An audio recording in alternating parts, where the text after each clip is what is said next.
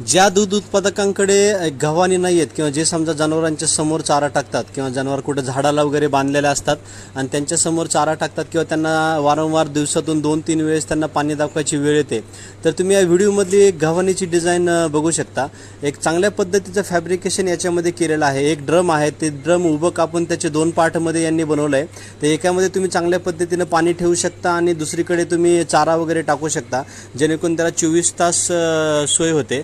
तसंच यांनी काय केलं आहे, ते फिक्स होण्यासाठी त्यांनी दोन्ही साईडला त्यांनी ठोकण्यासाठी किंवा त्याला एक जाम बसवण्यासाठी त्याला दिलेलं आहे. तसंच कड्यासुद्धा त्यांनी चांगल्या वापरलेल्या आहेत. ही सेम डिझाईन तुम्ही तुमच्या इथं जर कोणी फॅब्रिकेशनचं काम करत असेल, वेल्डिंगचं काम करत असेल, त्याला तुम्ही दाखवू शकता आणि दाखवून समजा तुम्ही सेम अशा पद्धतीची गव्हाण तुम्ही बनवू शकता. तर एक चांगलं नियोजन आहे आणि याची कॉस्टिंग पण तुम्हाला सोपी पडते आणि जेणेकरून तुमचा चारा वगैरे जे आहे ते तुमचं एक वेस्टेज जात नाही आणि जनावरांची सुद्धा सोय होते. समजा तुम्ही जर कुठं गावाला वगैरे चालला तर एखादं तुम्ही त्यांचं जे काय दिवसाचं नियोजन आहे ते जर 2 टाइम जरी त्यांना टाकलं तर एक मुबलक चारा त्याच्यामध्ये चांगल्या पद्धतीने राहील आणि तुमच्या जनावर उपाशी मरणार नाहीत.